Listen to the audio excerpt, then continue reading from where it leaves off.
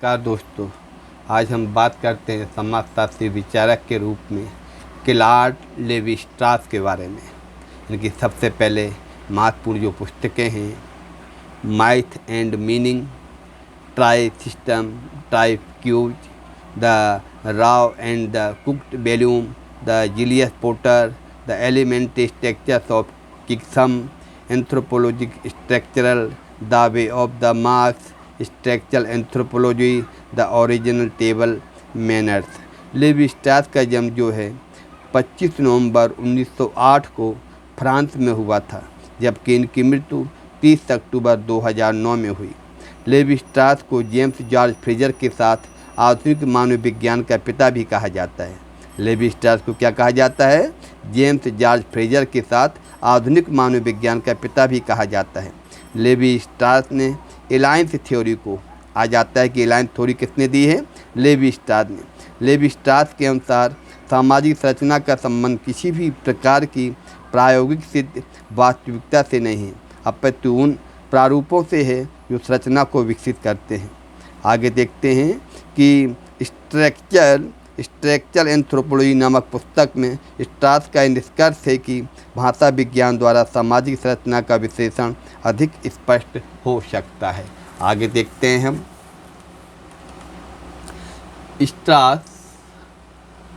Straws एक संरचनावादी विद्वान है। उन्होंने केवल सामाजिक संरचना की अवधारणा ही विकसित नहीं की, बल्कि विनिमय का संरचनावादी सिद्धांत भी प्रतिपादित किया है। साथ ही उन्होंने नातेदारी व्यवस्था के अध्ययन में भी सामाजिक संरचना की अवधारणा को अपनाया है और इसे उपयोगी माना है।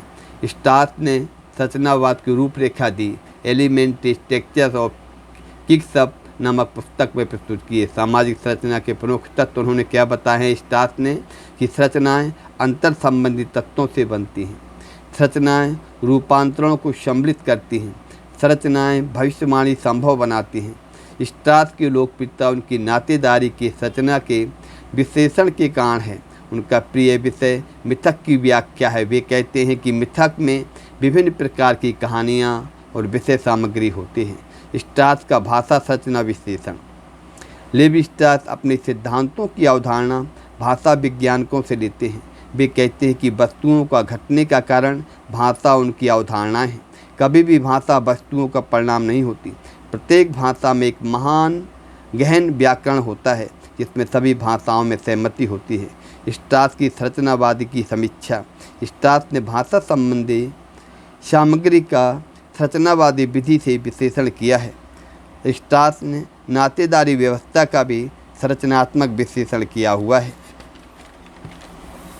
आगे देखते हैं। स्ट्रॉस का मानना है कि भाषा और नातेदारी संबंधी मिथक किसी चेतन प्रक्रिया का परिणाम नहीं है, बल्कि मस्तिष्क की अचेतन व तार्किक संरचना का परिणाम है। आगे देखते हैं। स्ट्रॉस के अनुसार आदिम समाज से लेकर औद्योगिक समाज तक सभी समाजों का अध्ययन संरचनात्मक पद्धति से किया जाता है। यद्यपि स्ट्रॉस ने अपने संरचनात्मक विश्लेषण में आदिम समाजों को अध्ययन का केंद्र बनाया है, क्योंकि उनके अनुसार आदिम समाजों में विकृतियाँ कम होती हैं, इसलिए इन समाजों की संरचनाओं का विश्लेषण सरलता से किया जा सकता है।